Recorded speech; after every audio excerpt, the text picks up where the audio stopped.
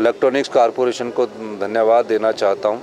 1 साल से हम विदेशों में रोज़गार प्राप्त करने के लिए सरकार की तरफ से प्रयास कर रहे थे और सरकार के प्रयास सफल हुए और इलेक्ट्रॉनिक्स कॉरपोरेशन को भारत सरकार की ओर से हिमाचल के युवाओं को विदेश में रोज़गार उपलब्ध करवाने के लिए लाइसेंस मिल गया है। उन्होंने हमें एक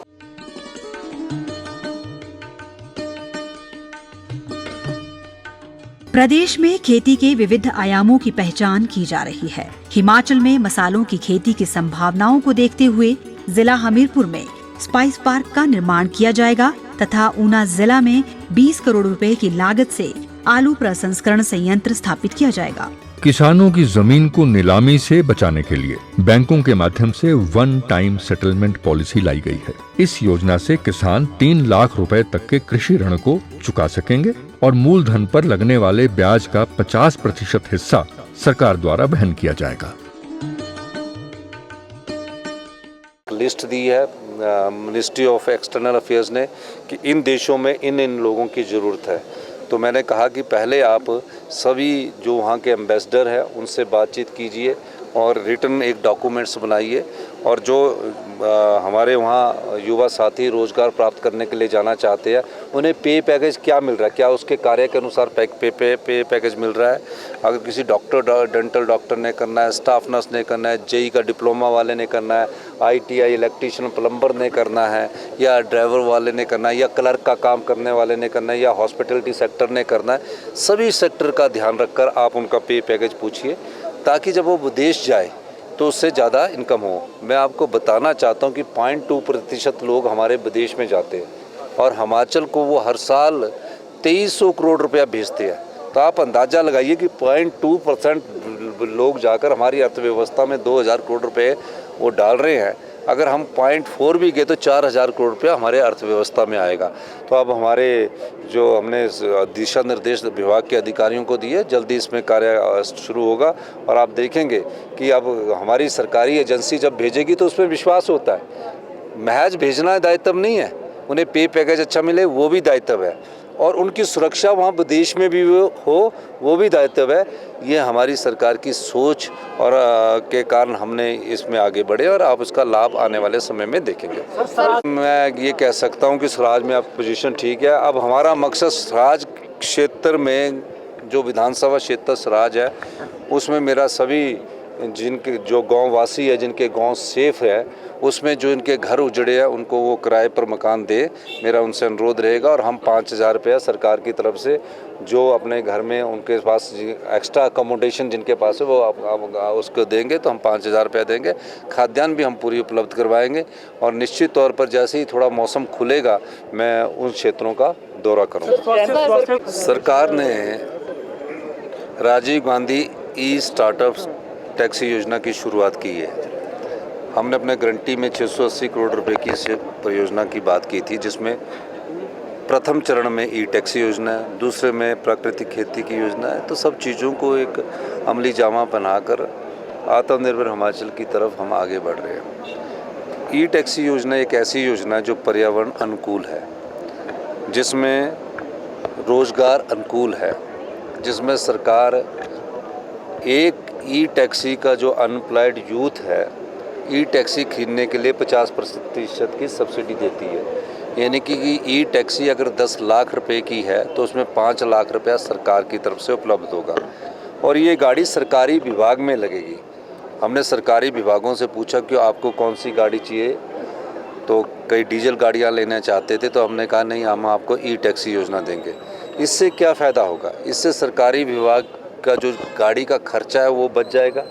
इस गाड़ी की सरकारी विभाग की गाड़ी की जो मेंटेनेंस है वो बच जाएगी। सरकारी विभाग जो गाड़ी खरीदता है वो बच जाएगा। इसमें व्यक्ति जो गाड़ी चला रहा है वही मालिक है, वो सरकारी विभाग में लगेगा और सरकार की तरफ से उसे हर महीने अश्योर्ड इनकम होगी और ऐसी इनकम उसकी 5 साल चलेगी। अगर उसका लोन पेमेंट रीपेमेंट हो जाता तो अगले 2 साल और एक्सटेंशन देगी। 7 साल बाद ये गाड़ी उसके पास चली जाएगी और 3-4 साल में अपनी गाड़ी को फ्री कर सकता है और एक आजीविका का साधन भी उसके परिवार के लिए हो गया कि वो अपने परिवार का पालन पोषण अच्छी तरह से कर सकता है। अगर आज डीजल गाड़ी सरकार में लगती है तो उसका 15,000 रुपया डीजल का ही खर्चा आ जाता है। तो इसमें खर्चा 15,000 अगर यही गाड़ी डीजल की होती और पेट्रोल की होती तो 15,000 रुपये महीने का डीजल और पेट्रोल लगता। लेकिन ई टैक्सी योजना के द्वारा उसका सिर्फ महज 3,000 रुपये का चार्ज लगेगा, जिसका कोई ज़्यादा खर्चा नहीं है। इसलिए ई टैक्सी योजना से लोगों को रोज़गार का फ़ायदा मिल रहा है। रेड अलर्ट जारी किया गया। हमारी सरकार पूरी तरह से हर स्थिति से तैयार है और आज मुझे खुशी है कि हमने खच्चरों के माध्यम से अनाज पहुंचा दिया है और रास्ते भी कुछ खोल दिए गए हैं। आज पिछले कल डिप्टी चीफ मिनिस्टर साहब को वहां भेजा गया था, आज पीडब्ल्यूडी मिनिस्टर को वहां भेजा गया है कि वहां पीडब्ल्यूडी के सारे कामों को जायज़ा लिया जाए। मैं खुद रात को पूरी स्थिति का जायज़ा ले रहा हूँ और जो भी आपदा प्रभावित परिवार उन्हें हमने 5,000 रुपया मकान के किराए के लिए प्रति माह देने की प्रति परिवार घोषणा कर दी है और मैंने आज ही दिशा निर्देश दिया है कि उनके लिए खाद्यान्न की जो वो चीज़ें हैं वो हिमाचल प्रदेश की सरकार उनको उपलब्ध करवाएगी। सर, आपने कहा कि हमारे अनुकूल ये है और पर्यावरण अनुकूल के अनुसार अपने हिमाचल की प्राकृतिक सौंदर्य को बचा कर रखना भी हमारा दायित्व है। हिमाचल एक पर्यटक राज्य है, तो अगर हम यहाँ पर्यावरण और पोल्यूशन लेवल कम करेंगे तो पर्यटक भी बहुत अधिक संख्या में हिमाचल प्रदेश आएंगे। सर, रेड अलर्ट जारी किया गया। 2.5 वर्ष का कार्यकाल पूर्ण हो चुका है। व्यवस्था परिवर्तन के नाम पर हम कई परिवर्तन कर रहे हैं, जिसमें एक परिवर्तन ये भी है सरकारी क्षेत्र में खर्चे को कैसा कम किया जाए और हिमाचल प्रदेश के प्राकृतिक सौंदर्य को बनाए रखने के लिए राजीव गांधी ई टैक्सी योजना की शुरुआत की गई है और स्वरोजगार को कैसे बढ़ावा दिया जाए इस दृष्टिकोण से भी इस योजना का शुभारंभ किया गया है। ये एक ऐसी टैक्सी योजना है जिसका हमने जब विज्ञापन जारी किया तो बहुत कम लोगों ने इसकी रुचि दिखाई। इस योजना के तहत अगर किसी की गाड़ी 10 लाख रुपए की है तो उसमें 5 लाख रुपए सब्सिडी दी जाएगी और सरकारी विभाग में लगाने के बाद 50,000 रुपया पर मंथ दिया जाएगा। 10 लाख की गाड़ी में 15 लाख की गाड़ी का अलग पैमाना है, 20 लाख की गाड़ी का अलग पैमाना है किराए का, पर लगेगी सरकारी विभाग में 4 साल सरकारी विभाग में लगेगी और उसके बाद उसकी अगर जो बैंक की लोन की किस्त पूरी नहीं होती तो उसको 2-3 साल का और एक्सटेंशन दिया जाएगा।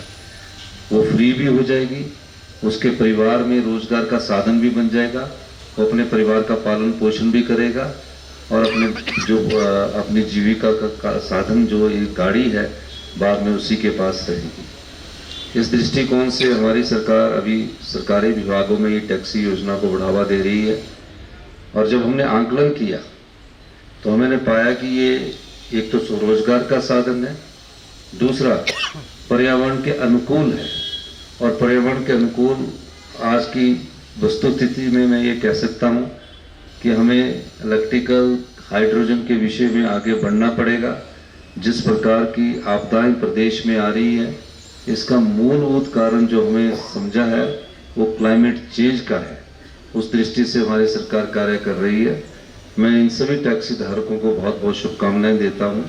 बजट में हमने बहुत घोषणाएं की, आने वाले समय में और तेज़ी से उन घोषणाओं पर हम अमल करेंगे। मैं ये भी कहना चाहता हूँ कि हिमाचल प्रदेश की सरकार युवाओं को रोजगार देने के लिए नए साधन तलाश रही है। मैं सरकारी क्षेत्र में रोजगार तो हम दे ही रहे हैं, लेकिन कैसे हमारे जो युवा ट्रेंड बैठे हैं, चाहे डेंटल डॉक्टर है, चाहे स्टाफ नर्सेज है, चाहे इंजीनियर बैठे हैं, उनको कैसे रोजगार के साधन उपलब्ध करवाए जाए। इस अवसर पर मैं आपको बताना चाहता हूं कि भारत सरकार के पास हमारी स्टेट इलेक्ट्रॉनिक्स कॉरपोरेशन ने अपना एक लाइसेंस विदेशों में रोजगार के लिए अप्लाई किया था, जो तकरीबन 1 साल से जब हमारी सरकार थी मैंने उन्हें दिशा निर्देश दिया था, जिसका लाइसेंस हमें अभी मिला है। अब विदेशों में रोजगार भी स्टेट इलेक्ट्रॉनिक्स कॉरपोरेशन के माध्यम से उन लोगों को मिलेगा। इसके पीछे का मूलभूत कारण क्या है? इसके पीछे का कारण है कि जो लोग विदेश जाना चाहते हैं, क्या विदेश में उनकी योग्यता के हिसाब से उन्हें रोजगार मिल रहा है? क्या उस रोजगार के हिसाब से उन्हें उतनी पे मिलेगी ये सब हमारा स्टेट इलेक्ट्रॉनिक्स कॉरपोरेशन उसको निर्धारित करेगा और पाएगा कि आने वाले समय में अगर किसी ने जापान जाना है, जहाँ जर्मनी जाना है, यूरोप जाना है, और हमारा गल्फ कंट्रीज में जाना है, उसके रोजगार के MOU साइन भारत सरकार के जो कंसुलेंट जनरल होते हैं उनसे होगा और हमारे यहाँ से इंटरव्यू लिया जाएगा इलेक्ट्रॉनिक्स कॉरपोरेशन से। और इलेक्ट्रॉनिक्स कॉरपोरेशन जब इंटरव्यू लेगा तो उनको ट्रेनिंग भी 3 महीने की देगा और उसके बाद एक अच्छे पे पैकेज के तहत उसको काम मिले, ये भी देखेगी। फिर वहाँ जाने के बाद ये भी देखेगी कि क्या वो उसको ठीक हो रहा है, उसका कोई एक्सप्लॉयटेशन हिमाचली के साथ तो नहीं हो रहा है, एक्सटॉर्शन तो नहीं हो रहा, वो सब आंकलन हिमाचल स्टेट इलेक्ट्रॉनिक्स कॉरपोरेशन करेगा। ये एक नया सुधार, एक नई व्यवस्था हम स्टेट इलेक्ट्रॉनिक्स कॉरपोरेशन के माध्यम से लाने जा रहे हैं। इसके में हमारी 2016 करोड़ की एडिशनल बोरिंग बंद है, 25-26 में भी एडिशनल बोरिंग उन्होंने बंद की है। अभी फिर मैं आने वाले 10-15 दिन में मैं केंद्रीय वित्त मंत्री से भी मिलने जाऊंगा, प्रदेश की हालात की बात कराऊंगा और हम सुधार कर रहे हैं, सुधार अच्छे के लिए कर रहे हैं। आप देख रहे हैं कि हॉस्पिटल्स में आपकी हम 20-20 साल मशीनों से आपका इलाज कर रहे हैं। मैं अभी टांडा में इंटरेक्शन 4 घंटे मेरा टांडा के मेडिकल कॉलेज के डॉक्टरों के साथ हुआ, IGMC के डॉक्टरों के साथ हुआ, 4 घंटे उनके साथ भी इंटरेक्शन हुआ। तो जब मैंने उनसे पूछा कि आपके पास मेडिकल टेक्नोलॉजी कौन सी है, तो IGMC में तो 19 साल पुरानी MRI की मशीन है, क्या आपको देखेंगे। जब आप तंग हो जाते तो अपने आप को रेफर करवा देते कि PGI करवाते हैं या किसी फोर्टिस में करवाते हैं। तो ये रेफरल हॉस्पिटल बन गई है। हमें इनको अपग्रेड करना है और इन अपग्रेडेशन के लिए हमारी सरकार खासकर बहुत अधिक ध्यान दे रही है। 1 साल के भीतर आप देखोगे कि IGMC, चमियाना और टांडा को हम बेस्ट मेडिकल कॉलेज बनाने की कोशिश कर रहे हैं और एम्स के बराबर मेडिकल टेक्नोलॉजी उपलब्ध करवाने की हम कोशिश कर रहे हैं। ऐसे ही हाल हमारा सरकारी स्कूल में पढ़ने वाले बच्चों का, हम खुद सरकारी स्कूल में पढ़े हैं। सरकारी स्कूल में पढ़ने वाले बच्चों का क्या हाल है। हम गुणात्मक शिक्षा में 21वें स्थान पर थे। गुणात्मक शिक्षा का मतलब पिछले 10 सालों से 15-16 में हम 16वें स्थान पर थे, फिर हम 17वें स्थान पर आए, फिर 18वें स्थान पर आए और 21वें स्थान पर आए। हमने शिक्षा में मूलभूत परिवर्तन किया। अभी और परिवर्तन करना जरूरी है शिक्षा के क्षेत्र में, ताकि अच्छी क्वालिटी एजुकेशन मिले। मुझे बड़ी खुशी है कि हमारे 2.5 साल के कार्यकाल में हम 16 अंक पिछाड़कर 5वें स्थान पर गुणात्मक शिक्षा में आए। तो ये सब फैसलों से हो रहा है और फैसले वो होने चाहिए जिसमें समाज की भलाई हो। सरकारें आती है, सरकारें जाती है, लेकिन हमारे समाज में सभी लोगों को अगर अच्छी चीज मिले, अच्छी सुविधा मिले और गुणात्मक पानी मिले, तभी हमें उस दृष्टिकोण से कार्य कर रहे हैं। तो आप लोगों का साथ हमें चाहिए। आने वाले